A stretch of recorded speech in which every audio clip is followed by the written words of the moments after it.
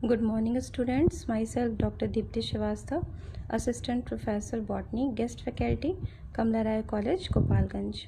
इसके पहले जो वीडियो हम लोगों ने देखा था वो था फंजाई के ऊपर, उसके इंट्रोडक्शन के ऊपर कि फंजाई है क्या, दिखता कैसा है, कहाँ रहता है, कैसे रिप्रोड्यूस करता है। लेकिन ये जो वीडियो है ये उसी का पार्ट है। इस वीडियो में हम टोटली फोकस करेंगे क्लासिफिकेशन ऑफ फंजाई पे, यानी हम फंजाई को कैसे क्लासीफाई करेंगे। क्लासिफिकेशन की ज़रूरत क्यों पड़ेगी?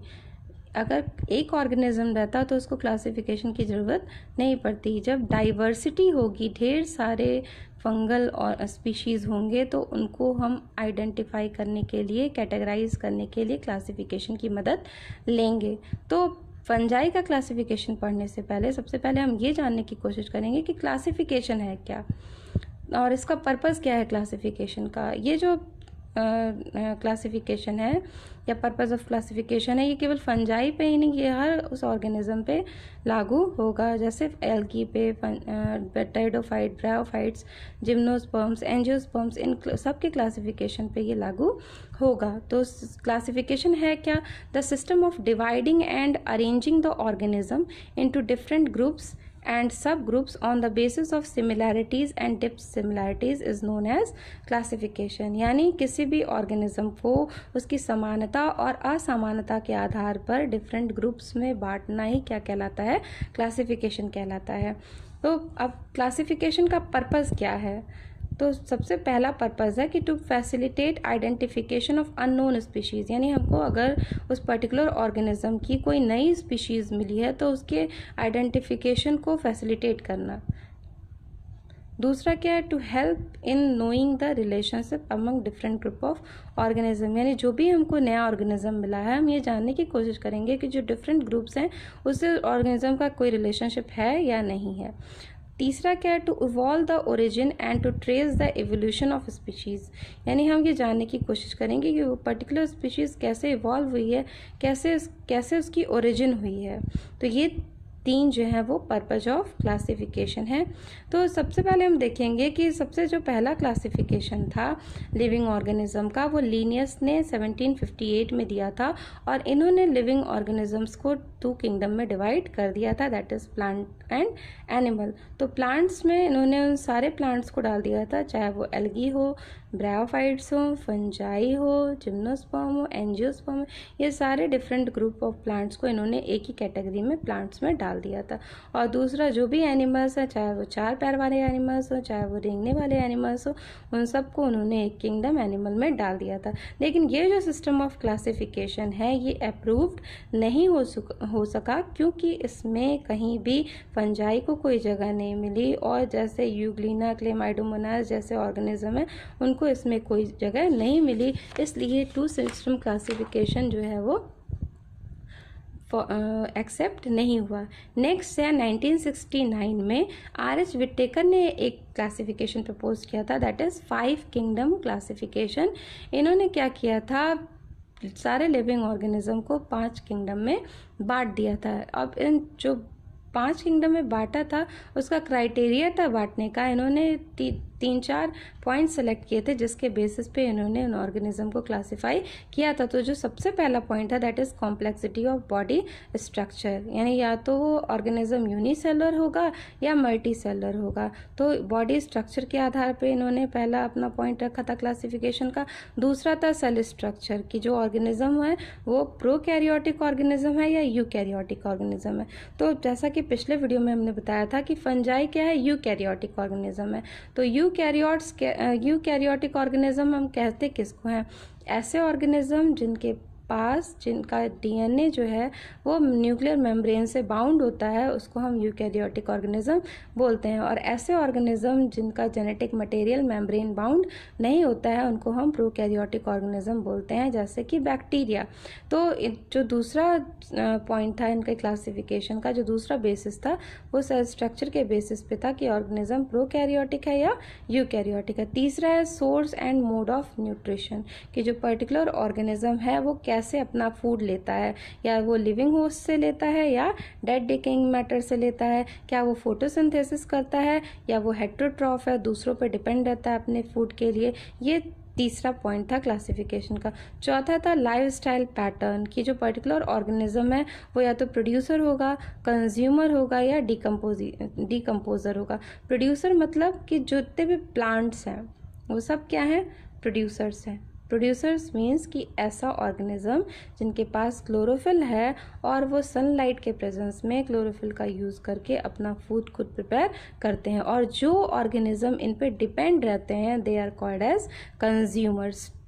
और जो ऐसे ऑर्गेनिज्म जो मर जाने के बाद, कोई ऑर्गेनिज्म अगर मर जा रहा है तो उसको डीके करते हैं। आपने देखा होगा कि कोई चीज़ जब मर जाती है, चाहे वो प्लांट हो चाहे वो एनिमल हो, तो वो सड़ने लगती है और अपने मॉलिक्यूल्स में टूटने लगती है। तो ये काम जो है वो डिकम्पोजर्स का होता है। डिकम्पोजर्स उनको तोड़ने का काम करते हैं। तो चौथा जो पॉइंट था वो था लाइफस्टाइल पैटर्न पे। इन 4 पॉइंट्स को, इन 4 बेसिस पे विटेकर ने 5 किंगडम सिस्टम ऑफ क्लासिफिकेशन दिया था। उसमें जो सबसे पहला किंगडम था दैट इज मोनेरा। मोनेरा में उन्होंने सारे प्रोकैरियोटिक ऑर्गेनिज्म को रखा था, जैसे आर्की बैक्टीरिया और यू बैक्टीरिया। प्रोटिस्टा में उन्होंने जितने भी यूनिसेलर यूकैरियोट्स हैं, यूनिसेलर मतलब कि एक ही सेल का बना हुआ, जितनी भी लाइफ की एक्टिविटी होगी वो एक सिंगल सेल में होगी। और वो यूकैरियोट्स हैं, इट मीन्स कि उनका जो जेनेटिक मटेरियल है वो मेम्ब्रेन बाउंड है। तो जितने भी यूनिसेलर यूकैरियोट्स हैं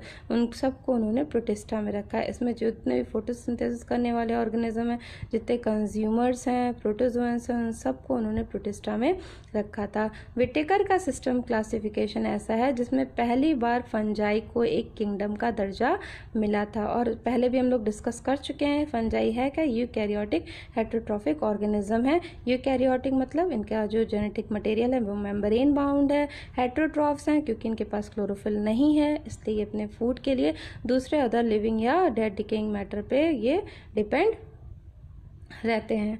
नेक्स्ट है जो चौथा है किंगडम, वो है प्लांटी। प्लांटी में विटेकर ने फोटोसिंथेटिक ऑर्गेनिज्म को रखा, यानी ऐसे ऑर्गेनिज्म जो टोटली फोटोसिंथेसिस करके अपना फूड प्रिपेयर करते हैं। उसमें उन्होंने एल्गी को रखा, ब्रायोफाइट्स को रखा, टेरिडोफाइट्स को रखा, जिम्नोस्पर्म्स को रखा और एंजियोस्पर्म्स को रखा। पांचवा जो लास्ट किंगडम था दैट इज एनिमेलिया। जितने भी म्यूटेजोन्स हैं, जितने भी एनिमल्स हैं, उन सबको उन्होंने इस ग्रुप में, इस किंगडम में रखा था। तो ये 5 किंगडम सिस्टम ऑफ क्लासिफिकेशन था विटेकर का। अब फंजाई का क्लासिफिकेशन पढ़ने से पहले कुछ बेसिक चीज़ें हैं जिनको डिस्कस करना बहुत ज़रूरी है। वो हमको हर क्लासिफिकेशन में, चाहे वो एल्गी हो, ब्रायो हो, टेरिडो हो, जिम्नो हो, एंजियो हो, इन सब के क्लासिफिकेशन में हमें ये काम देगा। तो सबसे पहली बात जो हम डिस्कस करेंगे दैट इज टैक्सा या टैक्सॉन, कि व्हाट इज टैक्सा या व्हाट इज टैक्सॉन। तो टैक्सॉन या टैक्सा जो है वो जनरल टर्म है जो टैक्सोनॉमी ग्रुप के लिए यूज़ होता है, चाहे वो कोई भी रैंक हो। अब रैंक क्या है, तो डिफरेंट किसी ऑर्गेनिज्म को अगर हम क्लासीफाई कर रहे हैं तो हम क्लासीफाई कैसे करेंगे। सबसे पहले क्या करेंगे, वो किसी किंगडम का मेंबर होगा। किंगडम के अंडर में क्या आता है, डिवीज़न आता है। डिवीज़न के अंडर फिर क्लास आता है। क्लास के अंडर फिर ऑर्डर आता है। ऑर्डर के अंदर फैमिली, फैमिली के बाद जीनस, जीनस के बाद स्पीशीज़। तो हम इस तरीके से एक हायरार्की बना करके उस पर्टिकुलर ऑर्गेनिज्म को क्लासीफाई करते हैं। तो इसमें हर, चाहे वो किंगडम हो, चाहे डिवीज़न हो, चाहे क्लास हो, चाहे ऑर्डर हो, चाहे फैमिली हो, चाहे जीनस हो, चाहे स्पीशीज, इन सब को हम क्या बोलेंगे, टैक्सा या टैक्सॉन। तो इसमें जो सबसे बड़ा टैक्सा या टैक्सॉन है दैट इज किंगडम, और जो सबसे छोटा है दैट इज स्पीशीज। तो ये सबके लिए लागू होगा, चाहे कोई भी ऑर्गेनिज्म हो, चाहे वो एल्गी हो, ब्रायो हो, टेरिडो हो, फंजाई हो, जिम्नो हो, कोई भी हो, उन सब के क्लासिफिकेशन में ये हायरार्की जो है फॉलो की जाएगी।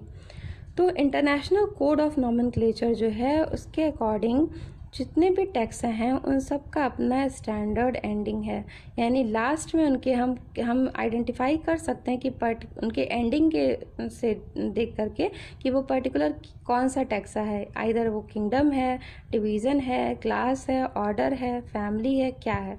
तो अगर डिवीज़न है यानी यहाँ पे टैक्सा लिखा हुआ है, ये डिफरेंट टैक्सा है, और इधर उसका एंडिंग स्टैंडर्ड लिखा हुआ है कि अगर डिवीज़न है तो डिवीज़न लास्ट किससे होगा, माइकोटा से, यानी लास्ट डिवीज़न लिखा हुआ जहाँ पे लास्ट में लिखा होगा माइकोटा, अगर लास्ट में माइकोटा लिखा हुआ है इट मीन्स क्या है कि वो क्या है, डिवीज़न है। अगर लास्ट में लिखा हुआ माइकोटीना, जैसे माइकोटा यानी यू माइकोटा, तो लास्ट में माइकोटा लगा इट मीन्स क्या है कि वो डिवीज़न है। और अगर माइकोटीना लगा हुआ है इट मीन्स क्या है, वो सब डिवीज़न है।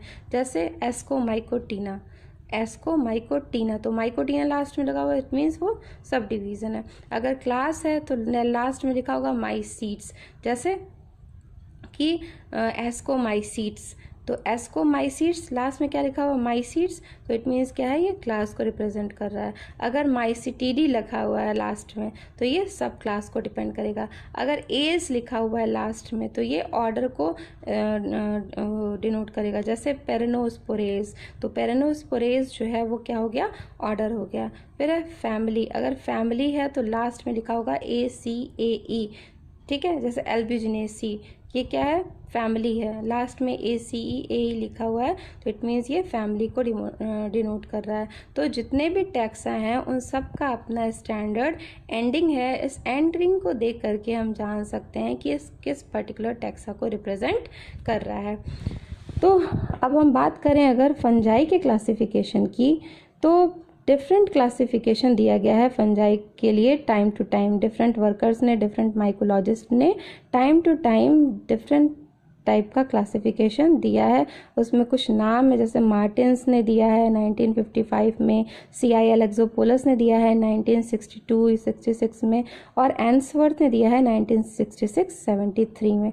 तो आपको बता दें कि एग्ज़ाम में आपके क्वेश्चन जो आता है उसमें आपको बोलता है कि कोई एक जो क्लासिफिकेशन जो आप पढ़ रखे हैं उसको आपको लिखना है, यानी किसी एक पर्टिकुलर फंजाई का जो क्लासिफिकेशन है उसको आपको डिस्कस करना है। तो आप कोई भी क्लासिफिकेशन डिस्कस कर सकते हैं जो आपको इजीली याद हो जाए, जो आपको इजीली समझ में आ जाए। तो यहाँ पे जो हम क्लासिफिकेशन ले रहे हैं वो हम एंसवर्थ का क्लासिफिकेशन ले रहे हैं, या वो क्लासिफिकेशन जो एंसवर्थ ने प्रपोज किया था उसको हम यहाँ पे ले रहे हैं। तो एंसवर्थ ने जो क्लासिफिकेशन प्रपोज किया था वो 1966 में प्रपोज किया था, और ये जो पर्टिकुलर क्लासिफिकेशन है वो डिक्शनरी ऑफ फंजाई के जो 6th एडिशन है उसमें ये क्लासिफिकेशन फॉलो किया गया था या यूज़ किया गया था। और इसको जो फंजाई एंड एडवांस ट्रीटीज़ में भी फॉलो किया गया था। उसके जो 4th वॉल्यूम है 1973 में निकली थी, उसमें भी एंसवर्थ के इस क्लासिफिकेशन को फॉलो किया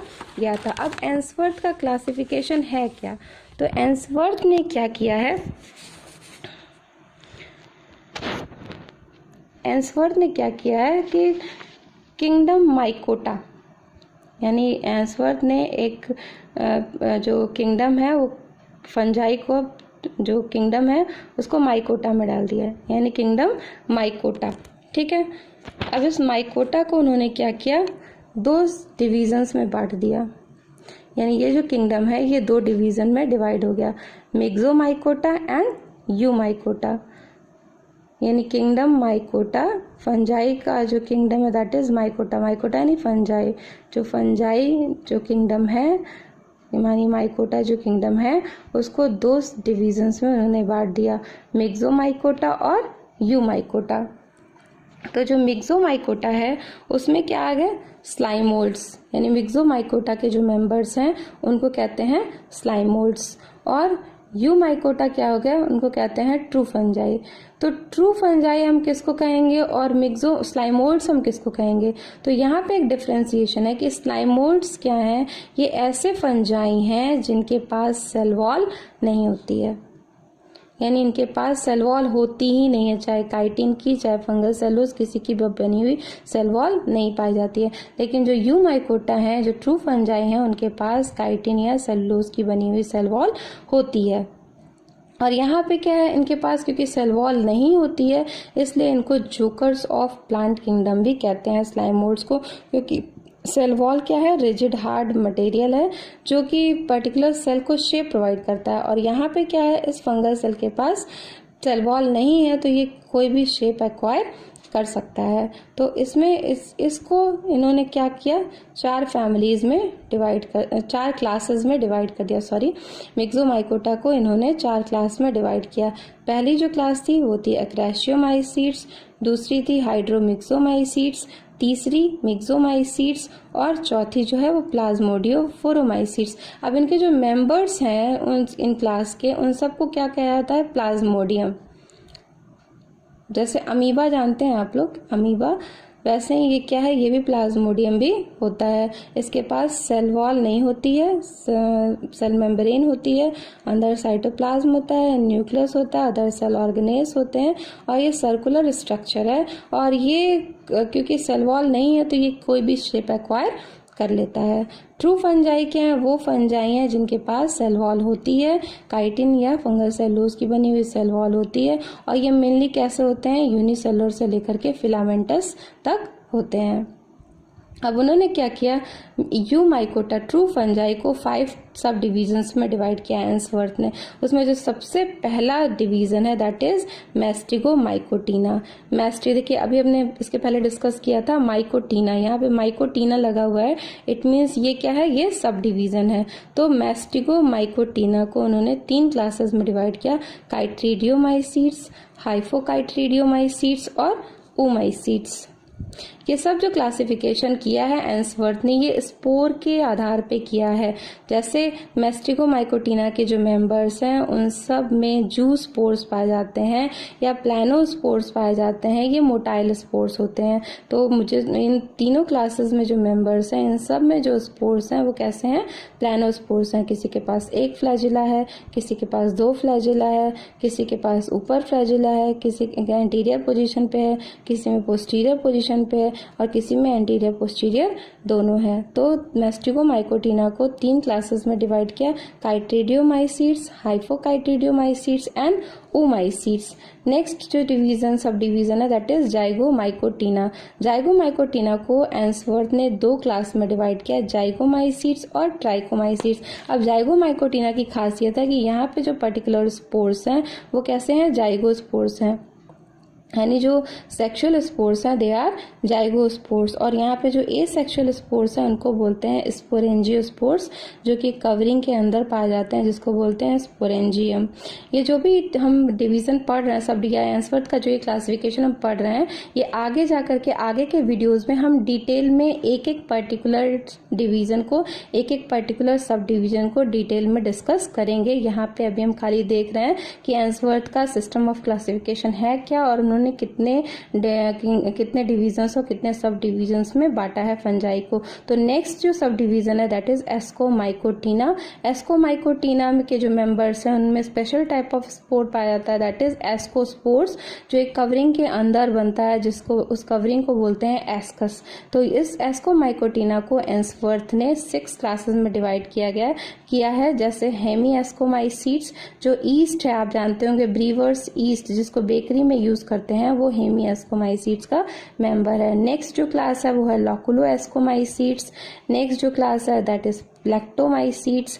नेक्स्ट है लोबुलबेनियोमाइसीट्स, देन पायरेनोमाइसीट्स एंड देन डिस्कोमाइसीट्स। ये 6 क्लासेस में डिवाइड किया एस्कोमाइकोटीना को। नेक्स्ट जो है वो बेसिडियोमाइकोटीना। बेसिडियोमाइकोटीना की खासियत है कि इसके मेंबर्स के में जो स्पोर्स बनते हैं दैट आर बेसिडियोस्पोर्स, जो एक स्ट्रक्चर के ऊपर बनते हैं जिसको बोलते हैं बेसिडियम, और इनकी संख्या 4 होती है। वहीं एस्कोस्पोर्स की संख्या 4 से लेकर के 8 होती है, और ये कैसी, इनकी संख्या 4 होती है। और इस बेसिडियोमाइकोटीना को एंसवर्थ ने 3 क्लासेस में डिवाइड किया दैट इज टीलियोमाइसीट्स, हाइमेनोमाइसीट्स और गैस्ट्रोमाइसीट्स।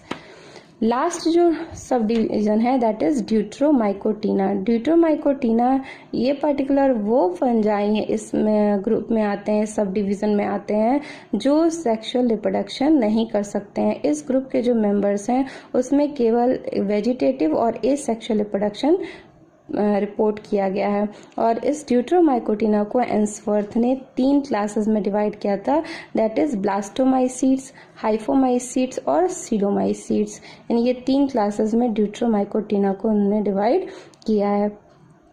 तो ये पर्टिकुलर एंसवर्थ का क्लासिफिकेशन है जो हम अपने इस स्टडी में फॉलो करेंगे। तो जो हमारा नेक्स्ट वीडियो होगा उसमें हम एक एक पर्टिकुलर डिवीज़न को डिटेल में डिस्कस करेंगे और उन पर्टिकुलर क्लासेस का कैरेक्टरिस्टिक जानेंगे, उनके एग्जाम्पल्स जानेंगे, कैसे स्पोर का फॉर्मेशन होता है, किस टाइप के स्पोर होते हैं, ये सारी चीज़ें हम नेक्स्ट वीडियो में जानने की कोशिश करेंगे। Okay, thank you.